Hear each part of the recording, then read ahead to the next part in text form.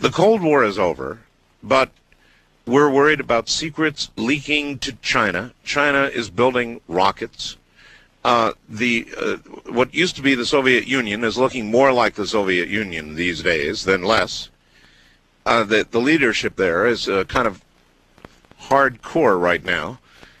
In other words, if there was a signal received, I just can't believe that we wouldn't be extremely concerned that there would not be military value in that signal. And so before we would tell the Chinese, hey, guess what? Or the Russians, hey, guess what? We'd take a, little time out and we'd have a talk about it at some very high levels. Now, disabuse me of that notion. Well, okay, since you challenged me to do that. There are two lines of reasoning here. One is, first off, if we pick up a signal here, and occasionally we do, of course, before we would claim that we had found ET, we would insist that it be verified at another radio observatory. Because after all, in the end, something that might convince us could just be a bug in the software or maybe even a prank. I mean, okay, fine. So then maybe England, maybe Australia, but not Beijing or Moscow. Quite right. But suppose we call up our buddies in Australia.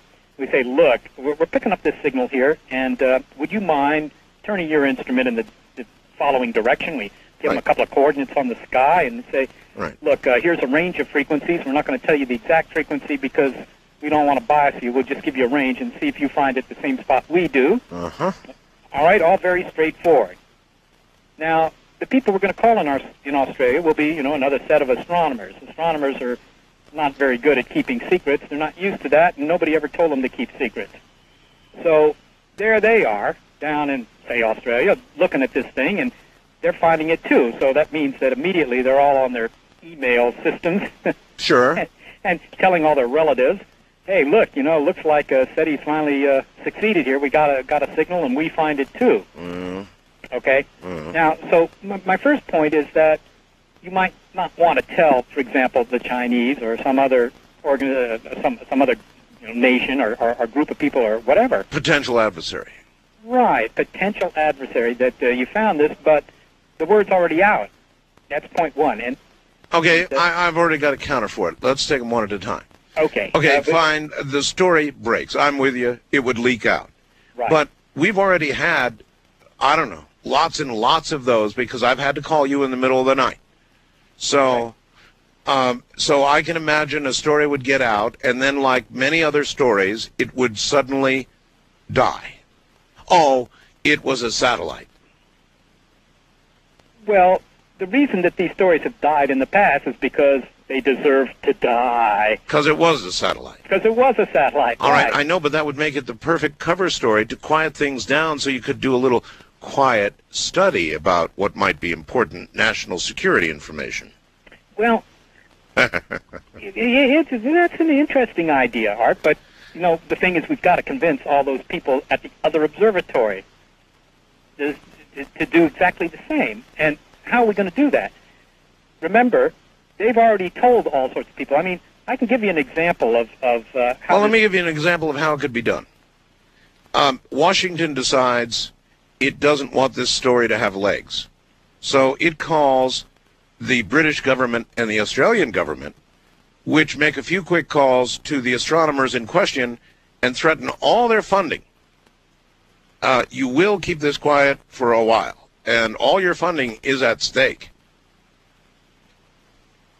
Well, that wouldn't worry us. Of course, we're privately funded, but I honestly don't think that would work.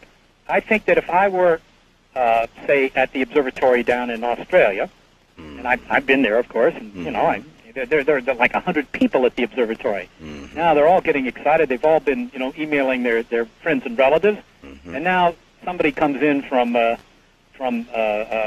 Canberra and says, sorry, guys, we got to put the lid on this. It's either that or your job. Mm-hmm. And, well, maybe 90% of them would say, okay, I'll shut up. But the other 10% won't. They say, look, I can get a job somewhere else. This is too important. This is too exciting. And besides, I've told my brother-in-law.